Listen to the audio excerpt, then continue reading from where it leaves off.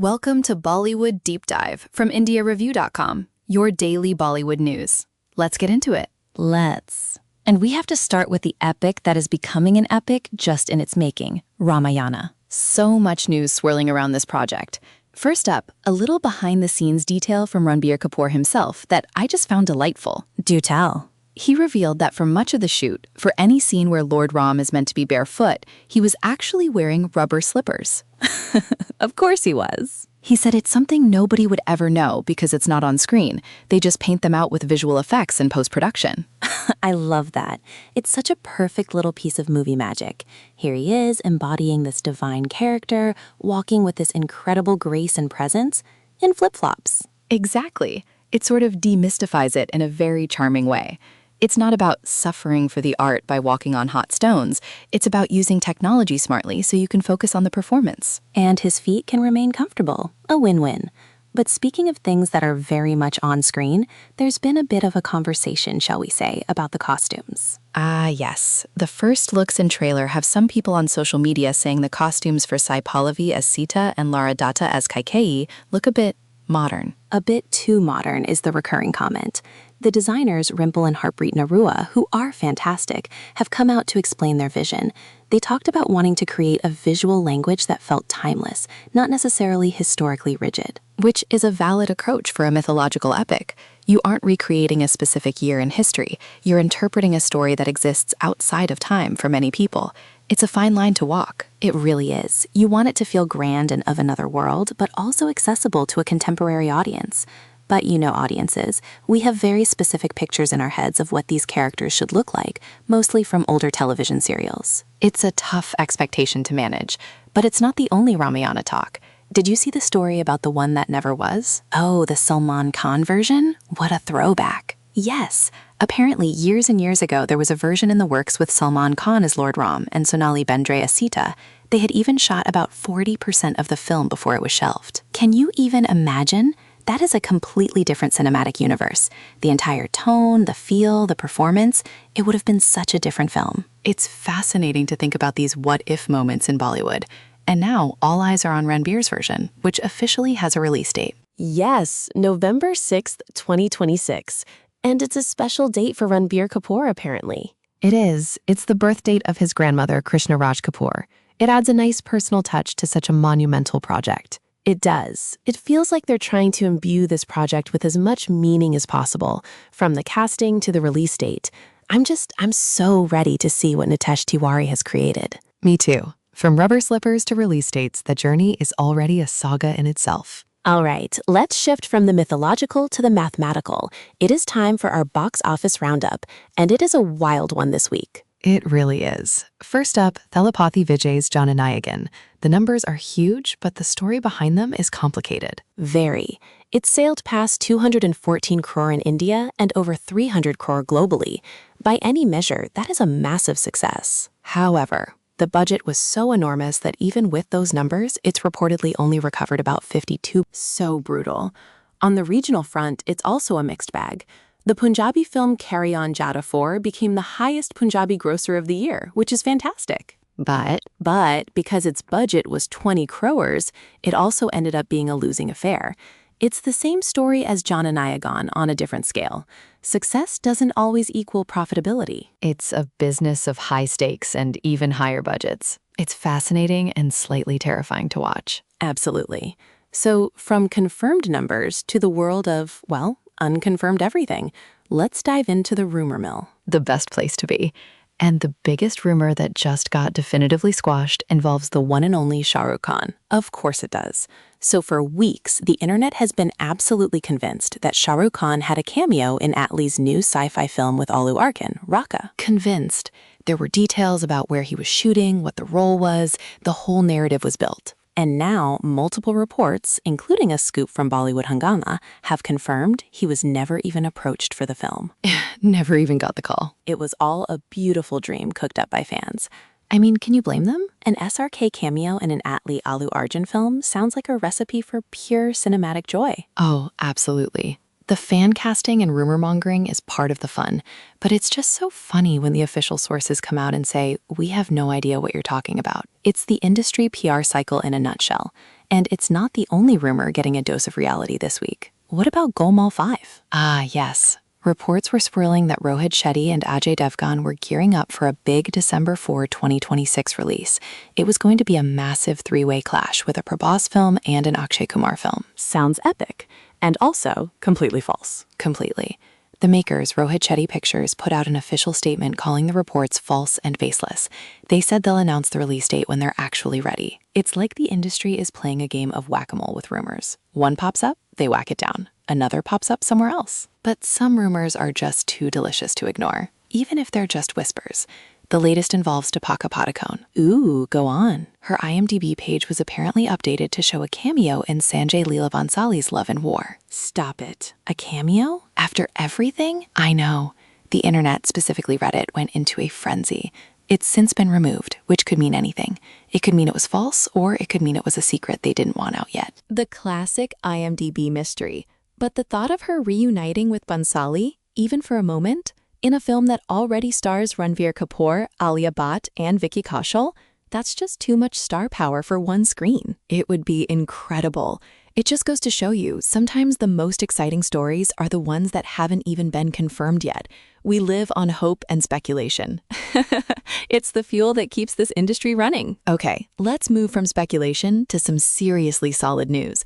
And it's good news for King Khan. It's always good news for King Khan. What has he done now? Conquered another continent? Close. He's conquered the world of brand valuation. Again. According to Kroll's 2025 report, Shah Rukh Khan is back on top as India's most valuable celebrity brand. Get out! What's the valuation? A cool $177.9 million US. And the amazing part is that his brand value jumped 47% in just 2 years. 47%. That is staggering. After a few years of a relative lull in film releases, he comes back with 2 all-time blockbusters and his brand value just explodes. It's a testament to his incredible connection with the audience and his business savvy. He didn't just return, he redefined the game. It's really inspiring to see, truly. And while one king is cementing his throne, there's a story about a potential truce in the kingdom. A truce? This sounds dramatic. It involves Sanjay Leela Bhansali and Kareena Kapoor Khan. No! After all these years, the legendary fallout over Devdas? The very same.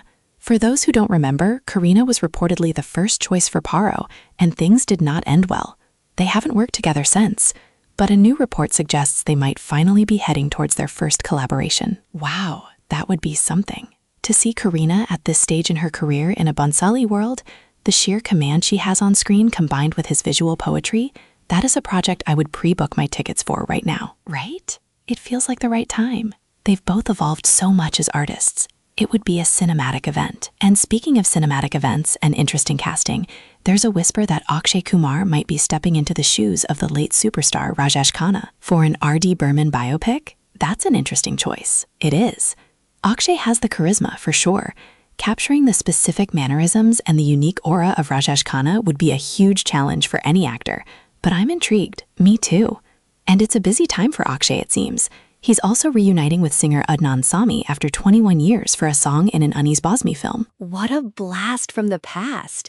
Mehbooba Mehbooba, Gela Gela, they had such a great run together. They really did. Adnan Sami promised a great, lovely, fun song, and I believe him. Some pairings just have that magic. It's nice to see these old collaborations coming back. It adds a layer of warmth and nostalgia to the current scene. Absolutely. It's like cinematic comfort food. And while we're talking about directors, Atli is certainly enjoying the fruits of his labor. He reportedly just bought a 38 crore sea-facing luxury home in Mumbai. Good for him!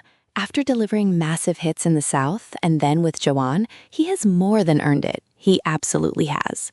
And on the complete other end of the work spectrum, we have the indefatigable Amitabh Bachchan. Does that man ever sleep? Apparently not. He revealed he recently pulled a 24-hour shift for the new season of Kaun Banega Crorepati. A 24-hour shift at his age? That is just unbelievable. He joked that if he missed the assignment, it would have meant a job replacement. His work ethic is just legendary. It's on another level entirely. It really is.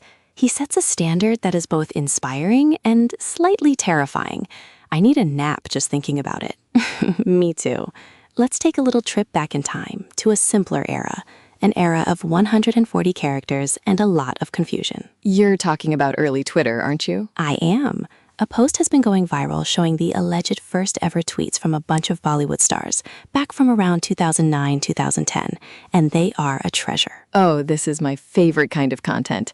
Before the perfectly curated, brand-safe posts, when everyone was just trying to figure out what a hashtag was. Exactly. Shah Rukh Khan's first tweet was apparently about being in the middle of a shoot and trying to figure out the site.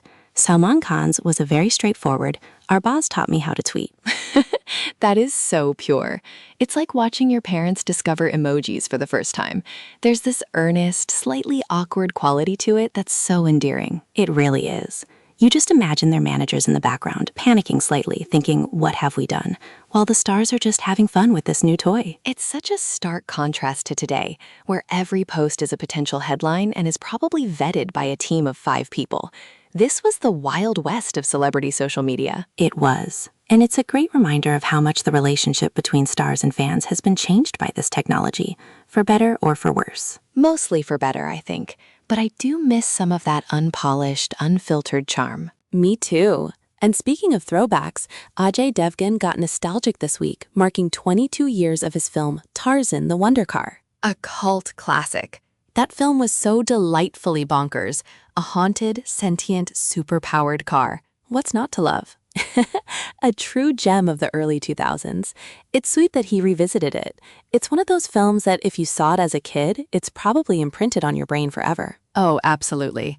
That and the rubber slippers from Ramayana, the real magic of cinema. All right, let's wrap up with a quick look at the world of the small screen and streaming. It's getting just as busy as the big screen these days. No kidding. The big news from the OTT world is the stunning debut of Katron Ke Khiladi Season 15. Rohit Shetty's powerhouse. How did it do? It apparently had a massive opening, with viewership 100% higher than the debut week of Lock Up 2.